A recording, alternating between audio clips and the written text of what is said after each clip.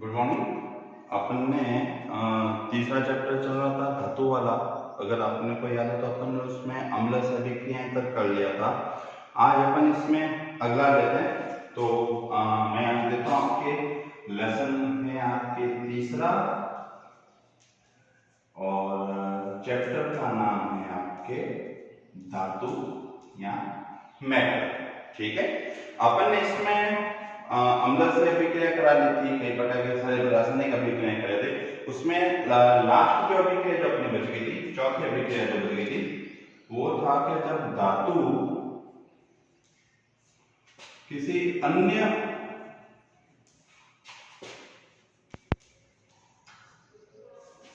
धातु विलयन से अभिक्रिया करता है तो क्या होता है।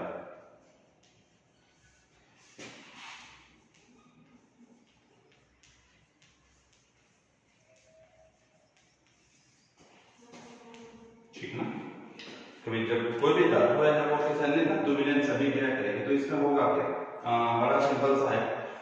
इसके अंदर क्या होगा, जो अधिक क्रियाशील धातु होगी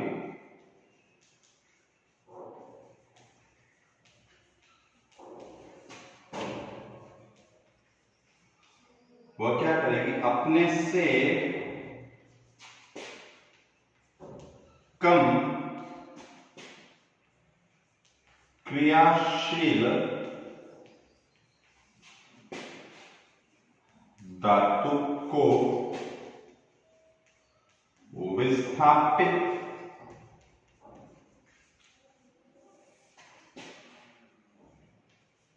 कर देती है।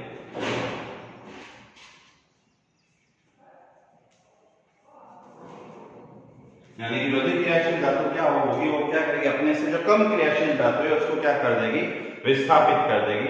आपने पहले चैप्टर के अंदर विस्थापन अभिक्रियाएं पढ़ी होगी, जब एक आयन या एक धातु अपने जगह दूसरे को स्वयं उसकी जगह पर जाती है, उसको अपने स्थान से मुक्त कर देती है।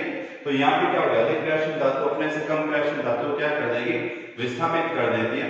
और ये धातुएं जो होती है वो अन्य धातु विलयन के साथ अभिक्रिया करती है। एग्जाम्पल से ले लेते हैं इसको, जैसे कि मैं लेता हूं लोहा, जिस फेरस। यदि इसको मैं किसी अन्य धातु विलयन में रखता हूं, मैंने कॉपर सल्फेट का विलयन ले लिया, Fe यानी लोहा, कॉपर सल्फेट का विलयन ले लिया। अभिक्रिया करने पर क्या बनेगा, यह लोहा क्या करेगा, इस कॉपर को क्या कर देगा, विस्थापित कर देगा, और जो विलयन हो जाएगा वो हो जाएगा फेरस सल्फेट का, और धातु जो मुक्त होगी वो होगी आपके कॉपर।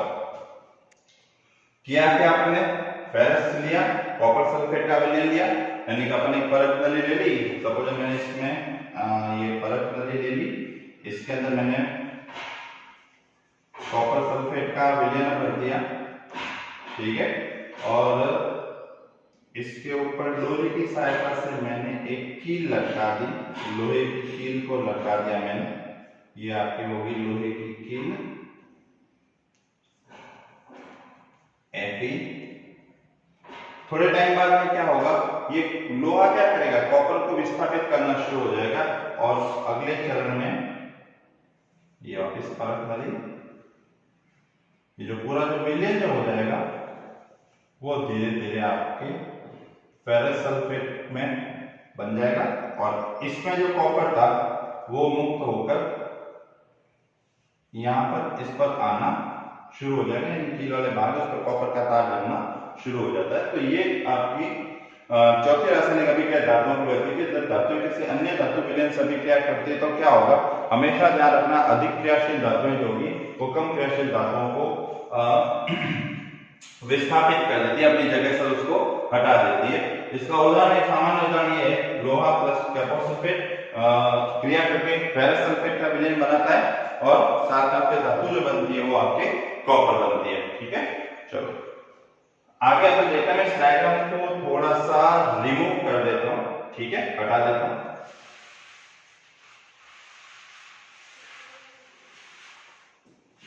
और आपके इसके अंदर एक टॉपिक आता है छोटा सा, जिसके कई बार सवाल बनते हैं, सक्रियता श्रेणी।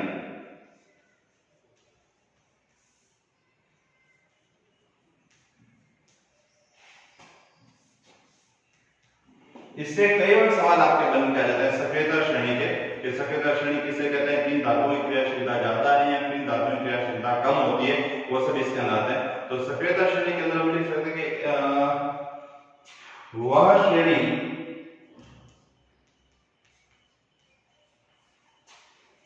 जिसमें, अब इसमें एक्चुअल में क्या होता है, इसमें धातुओं की क्रियाशीलता का ज्यादा रखा जाता है। जो धातुएं क्रियाशील ज्यादा होती है उनको अलग स्थान दिया जाता है, जो धातुएं क्रियाशील कम होती है उनको नीचे देखा जाता है। तो इसमें एक वह श्रेणी जिसमें अधिक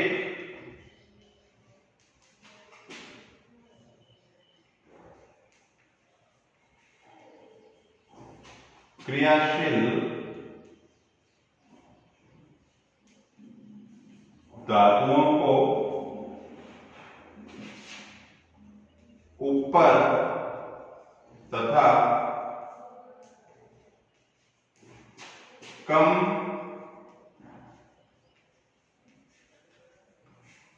क्रियाशील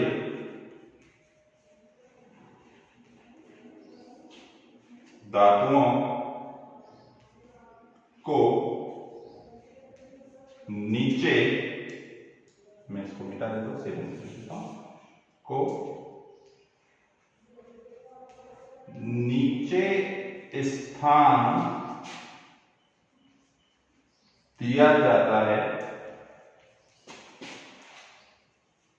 उसे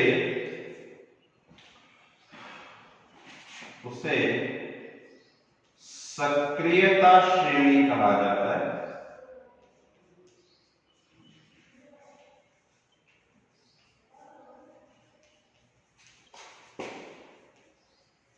यानी इसमें जो ज्यादा क्रियाशील धातुएं होता है कि आपके ऊपर की तरफ, और कम क्रियाशील धातुएं वो हमेशा आपके जाएगी नीचे की तरफ। जैसे कि पोटेशियम या आपके कम क्रियाशील धातु आती है। इसके अलावा सोडियम,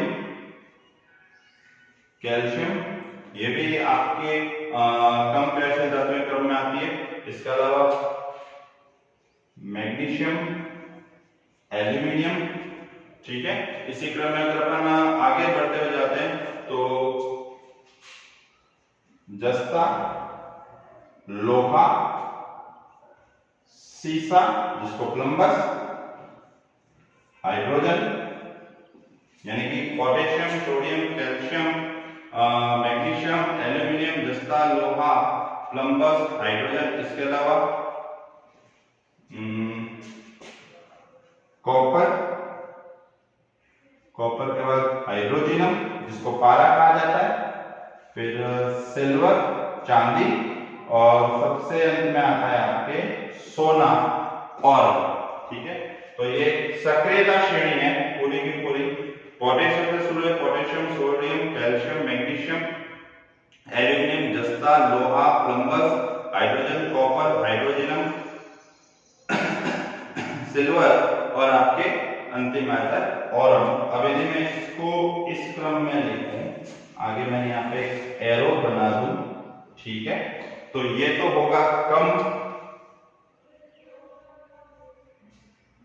और यहां से होगा आपके अधिक, यानी अधिक अभिक्रियाशीलता वाली धातुएं ऊपर रहेगी और कम क्रियाशीलता वाली धातुएं नीचे आ जाएगी। ये आपके साथ कहलाता है अवरोही क्रम कहलाता है, जो हमेशा ज्यादा से कम की तरफ चलता है। तो मैं इसको लिख देता हूं अवरोही क्रम।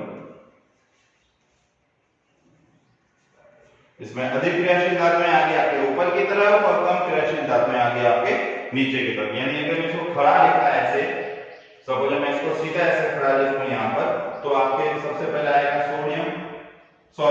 पोटेशियम, फिर सोडियम के बाद में आपके यहाँ पर आ गया कैल्शियम के बाद में आ गया मैग्नीशियम के बाद आ गया एल्यूमिनियम के बाद आ गया जस्ता, फिर लोहा, फिर आपका आ गया प्लम्बस जिसको पीबी अपन बोलते हैं, फिर हाइड्रोजन, फिर कॉपर के बाद में मैं यहाँ नीचे थोड़ा लिख देता हूँ हाइड्रोजिनम, चांदी, और सबसे लास्ट में आपके आ गया ऑरम यानी कि सोना। तो यदि इसको अपन यहाँ लिखेंगे तो ये आपके अधिक क्रियाशील धातु आ जाएगी ऊपर और कम क्रियाशील धातु आपके आ जाएगी नीचे। ये होगा इसका अवरोही क्रम। बढ़ते से घटते क्रम। ठीक है, तो सक्रियता श्रेणी वह श्रेणी जिसमें अधिक क्रियाशील धातुओं को हमेशा ऊपर रखा जाता है और कम क्रियाशील धातुओं को नीचे की तरफ स्थान दिया जाता है, उसे सक्रियता श्रेणी कहता है। ये सिर्फ समझाने के लिए है, ठीक है ना, इसको कैसे रखा गया। तो इसमें ये जो थोड़ा सा, चलो मैं इसको ये यहां मिटा देता हूं इसको, ठीक है, ये मैंने तभी क्या लिख दिया ताकि ये पूरा अलग हो सकेगा। ठीक है, अपन ने कहा तो पहले था कॉपर तक ले लिया, कॉपर के बाद में हाइड्रोजन, हाइड्रोजन के बाद में आपके आ जाएगा सिल्वर, और सिल्वर के बाद में आ जाएगा आपके सोना। ये है आपके कम क्रियाशील धातुएं, ये है आपके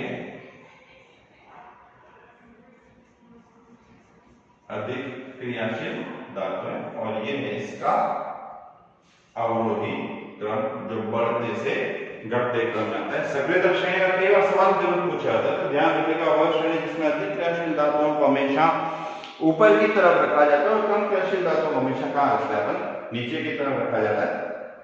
ये चीजें आपके कई बार इसमें पूछी जाती है। ठीक है, चलो अब अपन ये सारणी को थोड़ा ध्यान रखते हैं ना, कौन सी क्रियाशील धातु ज्यादा है। हाइड्रोजन से इस तरफ अगर अपन यहाँ का आधार अगर अपन हाइड्रोजन लेते हैं तो हाइड्रोजन के इस तरफ की सारी धातुएं अधिक क्रियाशील और हाइड्रोजन के उस तरफ की सारी धातुएं आपको आ जाएगी कम क्रियाशील। सर्वाधिक पोटेशियम है, सोडियम है, कैल्शियम है, मैग्नीशियम है, एल्यूमिनियम है, जस्ता है, लोहा, प्लम्बस, सीसा है।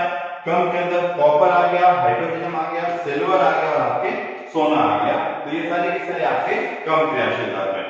चलो अब इसमें अपन अगला देखते हैं, नेक्स्ट टॉपिक देखते हैं।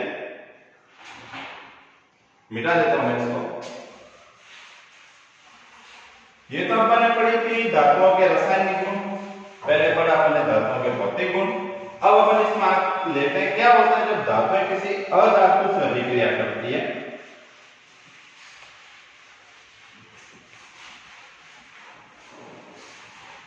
भाई अपन ने पढ़ा जब धातु धातु से अभिक्रिया करेगी तो क्या होगा, अधिक अभिक्रियाशील धातु क्या होगी, कम अभिक्रियाशील धातु को स्थापित कर देती है। बट उस वक्त स्थिति में क्या होगा, जब धातु की अभिक्रिया अपन किसी अधातु से करते हैं तो उस स्थिति में क्या होगा, उसको ले लेते हैं। आपके नेक्स्ट करेंगे धातु और अधातु की अभिक्रिया। ठीक है, कि अभी अपन जब कभी किसी धातु में किसी अधातु से अभिक्रिया करते हैं तो क्या होता है, तो इसमें हमेशा ध्यान रखना धातु और अधातु जब भी अभिक्रिया करेगी आपस में तो इनकी क्रिया अधातु की जो क्रियाशीलता का जो निर्धारण जो किया जाता है हमेशा उनके संयोजकता कोश में जो उपस्थित इलेक्ट्रॉन होते हैं उसको आधार मान के किया जाता है। आपने 9 के अंदर पढ़ा होगा संयोजकता कोश आपका होंगे तो उसके आधार पर हम कर सकते हैं।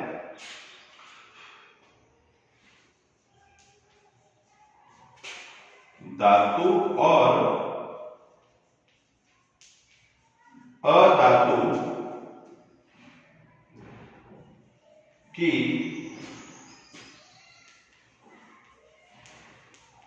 क्रियाशीलता, क्रियाशीलता मतलब आपस में जो दोनों जो अभिक्रिया करते हैं क्रियाशीलता आपस में क्रिया करके जो उत्पाद जो बनाएंगे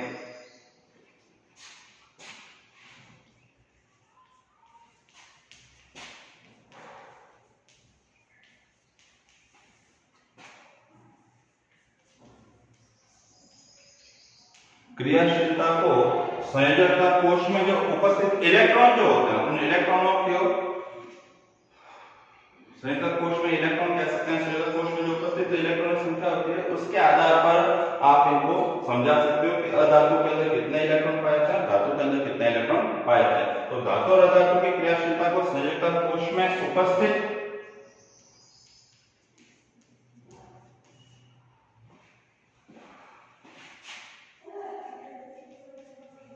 इलेक्ट्रॉनों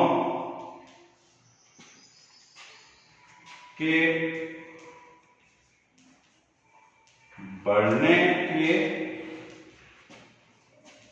आधार पर समझ सकते हैं।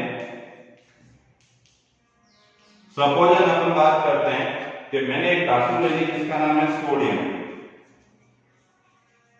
ठीक है, इसको थोड़ा समझना। इसके बाह्य कोश में जो इलेक्ट्रॉन है वो है आपके 2, 8 और 1, इसलिए अपन यहां पर लिखते हैं Na+। अब यदि इसकी मैं अभिक्रिया क्लोरीन से कराता हूं, Cl से कराता हूं, क्लोराइड आयन, इसके अंदर इलेक्ट्रॉन कितने हैं 2, 8 और 7, ये आपके है Cl-। अब यदि मैं इसकी अभिक्रिया इससे कराऊंगा तो क्या होगा, इसके पास तो एक इलेक्ट्रॉन एक्स्ट्रा है और इसके पास एक इलेक्ट्रॉन की क्या है, कमी है, तो ये अपने इलेक्ट्रॉन किसको देगा, इसको देगा। ये सोडियम धातु आ गया, ये क्लोराइड आयन आ गया, ये सोडियम क्या करेगा, अपने एक्स्ट्रा इलेक्ट्रॉन इसको देगा। देखिए Na, इसके पास एक इलेक्ट्रॉन एक्स्ट्रा, इसने क्या कर दिया, अपना इलेक्ट्रॉन दान कर दिया, ठीक है। दान किसको किया, ये Cl, इसके पास एक इलेक्ट्रॉन की कमी है, तो ये Cl ने क्या कर दिया, एक इलेक्ट्रॉन इससे ग्रहण कर लिया। अब ग्रहण कैसे किया वो समझ लेते हैं अपन। सोडियम के पास 2 और 8 ये है, ठीक है। अब यदि इसको अपन क्या, इसमें एक विधि होती है जिसको बोलते हैं इलेक्ट्रॉन बिंदु विधि, ठीक है। इलेक्ट्रॉन बिंदु विधि के हिसाब से अपन करते हैं, तो सोडियम का ये आयन, इसके पास ये एक इलेक्ट्रॉन क्या है, एक्स्ट्रा है, यहां पर ये हो गया क्लोराइड आयन, इसके पास कितने इलेक्ट्रॉन है, 7 इलेक्ट्रॉन है। मैं इसको क्रॉस किया प्लस के रूप में दिखा सकता हूं, 1, 2, 3, 4, 5, 6 और 1, 7, ये इसके 7 इलेक्ट्रॉन हो गए, ये इसका 1 इलेक्ट्रॉन हो गया। ये आपस में क्या करेंगे, एक दूसरे से मजबूत बंध बनाएंगे, आपस में एक दूसरे को आकर्षित करेंगे। आकर्षित होने के कारण ये इलेक्ट्रॉन इसके साथ मिलकर बंध बनाएगा और ये इलेक्ट्रॉन इससे जुड़ जाएगा। अब अगर क्लोरीन में काउंट करते हैं तो अपन 1, 2, 3, 4, 5, 6, 7 और ये जो सोडियम का 8वां इलेक्ट्रॉन है ये वहां पे चला जाता है, जिसके कारण NaCl सोडियम क्लोराइड यौगिक बनता है। तो ये जो अभिक्रिया है ये धातुओं की अधातुओं से अभिक्रिया है, यानी कि सोडियम ने अपना इलेक्ट्रॉन किसको दे दिया, क्लोरीन को दे दिया और एक स्थायी यौगिक बना दिया जिसका नाम रख दिया NaCl रख दिया, ठीक है। अब इसमें ध्यान रखने की ये बात है कि हमेशा जो धातु और अधातु आपस में अभिक्रिया करते हैं, मैं नीचे लिख देता हूं,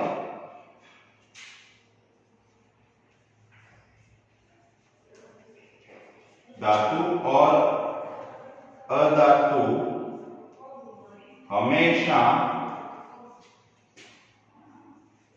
अभिक्रिया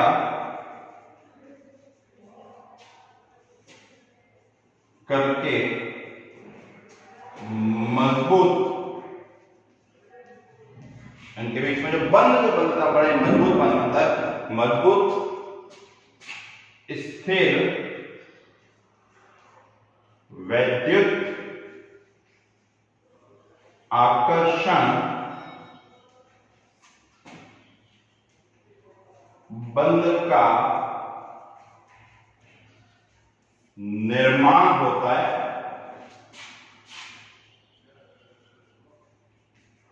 यानी जब आपस में एक दूसरे से क्रिया करते हैं, इनके बीच में जो बंध जो बनेगा हमेशा क्या होगा, एक मजबूत और वैद्युत आकर्षण बल का निर्माण ये करते हैं। अब इसी चीज को, ये तो मैंने सोडियम और क्लोराइड के साथ लिया, अभी ये इन्होंने अभिक्रिया करी है। अब यदि मैं इसी को किसी दूसरी धातु के साथ लाऊं, जैसे कि इसको मैं मिटा देता हूं,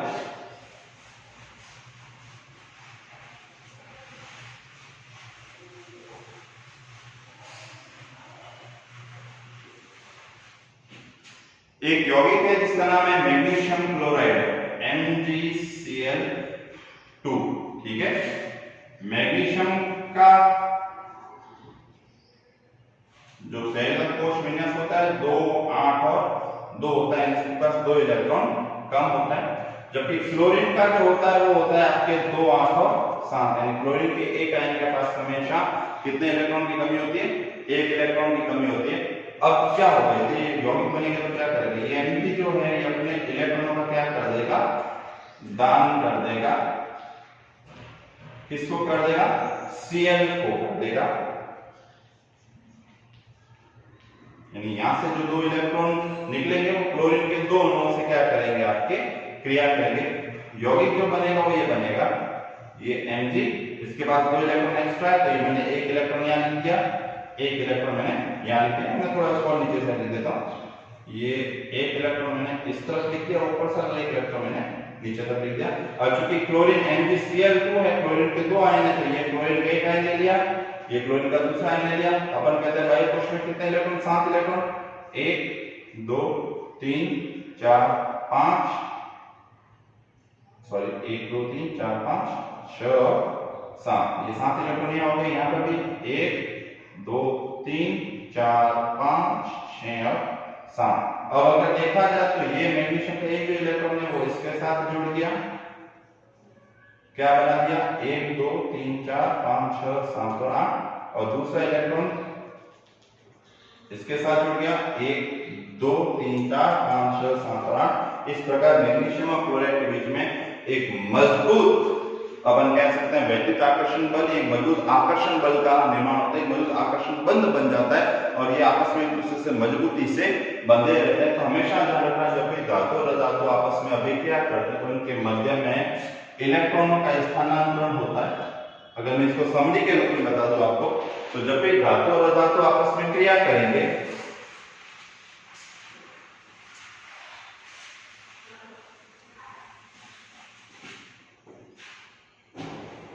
जब भी धातु और अधातु आपस में क्रिया करेंगे तो इनमें क्या होगा, इलेक्ट्रॉनों का स्थानांतरण होगा।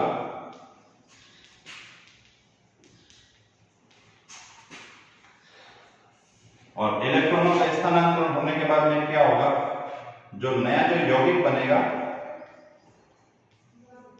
यहां पर ये कह सकते हैं इसमें जो भी आपने धातु और धातु लिए उनके मध्य मजबूत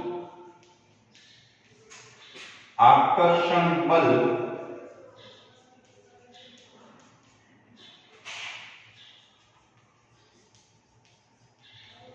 का निर्माण होता है। यानी कि दोनों ही आपस में, चाहे वो Na और Cl आपने ले लिया, Na+Cl से अभिक्रिया करा के NaCl बना दिया, चाहे आपने मैग्नीशियम की अभिक्रिया 2Cl से करके मैग्नीशियम क्लोराइड बना दिया, तो दोनों स्थिति के अंदर क्या हो गया, आपके मैग्नीशियम क्लोराइड बन गया, तो मजबूत बंध हो गया और सोडियम क्लोराइड से क्या करके सोडियम क्लोराइड।